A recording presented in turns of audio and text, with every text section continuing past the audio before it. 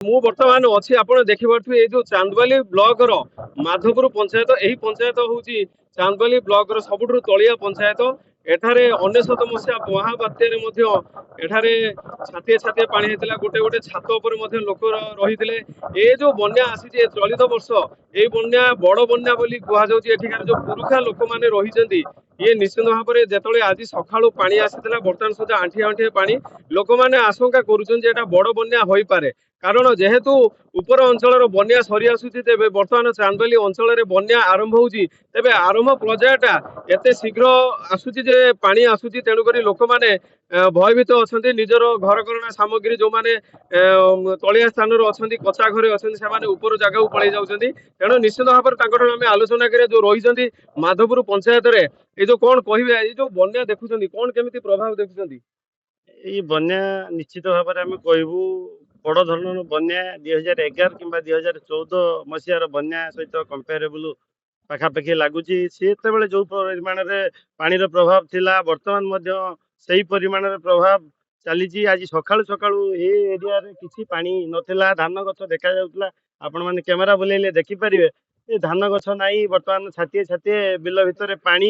ରାସ୍ତାଘାଟ ବୁଡ଼ିଗଲାଣି। ଇଏ ହେଉଛି ରାସ୍ତା, ଗାଁ ରାସ୍ତା। ଏ ଗାଁ ରାସ୍ତା ବୁଡ଼ିକି ଯେତେବେଳେ ଆଣ୍ଠୁଏରୁ ଉପରେ 2 ଫୁଟ ପାଣି ହେଲାଣି, ଏଥିରୁ ଆପଣ ସ୍ପଷ୍ଟ ଅନୁମାନ କରୁଥିବେ ବନ୍ୟାର ପ୍ରଭାବ ବହୁ ମାତ୍ରାରେ ରହିଛି। ଧନ ଜୀବନ ବହୁ ନଷ୍ଟ ହେବାର ସମ୍ଭାବନା ଅଛି। ଦେଖୁଛନ୍ତି ଆପଣ, ପୁଣି କ୍ୟାମେରା ବୁଲେଇକି ଦେଖିପାରିବେ ଆପଣ ଘର ଦ୍ୱାର ସବୁ ଯୋଉମାନଙ୍କର ରୋଡରୁ ଟିକେ ଭିତରକୁ ଘର, ସେମାନେ ଯୋଗାଯୋଗ ରାସ୍ତାକୁ ଆସିବା ପାଇଁ ତାଙ୍କର ବିଚ୍ଛିନ୍ନ ହେଇଗଲାଣି। ରାସ୍ତାକୁ ଆସିବାକୁ ହେଲେ ତାଙ୍କୁ ପାଖାପାଖି ଆଣ୍ଟିଏ ପେଟିଏ ପାଣିରେ ଆସିବାକୁ ନିଶ୍ଚିତ ପଡୁଛି। ଭାବରେ ଆପଣ ଜାଣୁଥିଲେ ଯୋଉଭଳି ଭାବରେ ବନ୍ୟାକୁ ନେଇକି ସ୍ଥାନୀୟ ଯୁବକ ମାନେ ମଧ୍ୟ ଭୟଭୀତ ଅଛନ୍ତି। ଆମେ ଦେଖୁଛୁ ଏଇ ମାଧପୁର ପଞ୍ଚାୟତରେ ଯେତେବେଳେ ଆମେ ପ୍ରଥମେ ପହଞ୍ଚିଥିଲୁ ବିଲ ଭିତରେ, ଯୋଉ ସକାଳେ ସକାଳେ କିଛି ଗୋରୁ ଏବଂ ମଇଁଷି ଯାଇଥିଲେ ମଇଁଷି ଚରିବା ପାଇଁ, ତେବେ ସେମାନେ କିଛି ରହିଯାଇଛନ୍ତି ବିଲ ଭିତରେ, ଯାହାକୁ ଆମେ ଭିଜୁଆଲରେ ଆପଣଙ୍କୁ ଦେଖେଇଥିଲୁ।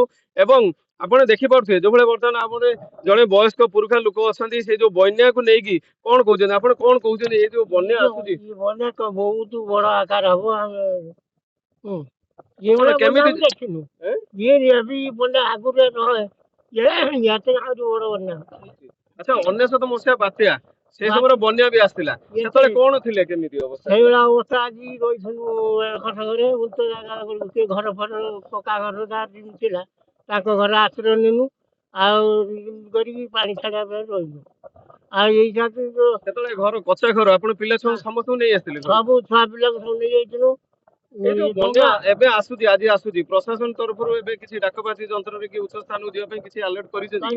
ନା, କେହି ତ ଡଙ୍ଗା ଫଙ୍ଗା କାହିଁ ଆଣୁନାହାନ୍ତି। ଆମେ ଯିମୁ କେମିତି? ଆମେ ଛୁଆ ପିଲା ଧରି ସବୁ ଛିଡା ହେଇଛୁ, ଆସି ହଉନି, ଘରୁ ବାହାରି ହଉନି, କଣ କରିବୁ? ନିଶ୍ଚିତ ଭାବରେ ଆପଣ ଦେଖିପାରୁଥିବେ ମୁଁ ଆସିବାର ଅଧଘଣ୍ଟା ଭିତରେ ବର୍ତ୍ତମାନ ଆଣ୍ଠୁଏ ଆଣ୍ଠୁଏ ପାଣି ହେଇଗଲାଣି।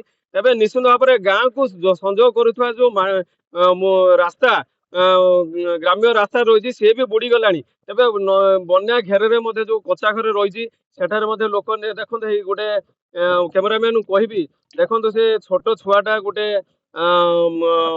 ଡବା ମାଧ୍ୟମରେ ସେ ବର୍ତ୍ତମାନ ଭାସି ଭାସି ତା ଘରକୁ ଯାଉଛି। ଯେହେତୁ ପଳେଇ ଆସିଥିଲା ଏବଂ ନିଶ୍ଚିତ ଭାବରେ କୌଣସି କାର୍ଯ୍ୟ ପାଇଁ ଆସିଥିଲା, ପାଣି ଘର ଚାରିପଟରେ ପାଣି ହେଇଯାଇଛି, ସେ ନିଶ୍ଚିନ୍ତ ତାଙ୍କ ଘରକୁ ପୁଣି ଫେରୁଛି।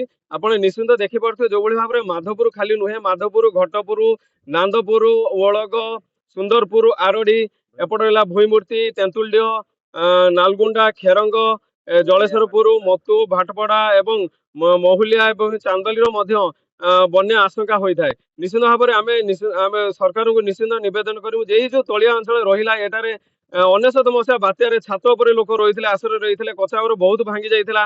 କିଛି ରେଡକ୍ରସ ପ୍ରଶାସନ ତରଫରୁ ମଧ୍ୟ ରେଡକ୍ରସକୁ ଅଣା ଯାଇଥିଲା। ତେବେ ନିଶ୍ଚିତ ଭାବରେ ଏହା ଉପରେ ଦୃଷ୍ଟି ଦେବେ ଏବଂ ଲୋକମାନଙ୍କୁ, ତଳିଆ ଅଞ୍ଚଳ ଯୋଉ ଲୋକମାନେ ରହିଲେ ତାଙ୍କୁ ଉଦ୍ଧାର କରିବେ ବୋଲିକି ଆମେ ଏ ଟିଭି ମାଧ୍ୟମରେ ତାଙ୍କୁ ନିବେଦନ କରୁଛୁ। ଚାନ୍ଦବାଲିରୁ ଅରୁଣ ସାହୁ, କନକ ନ୍ୟୁଜ।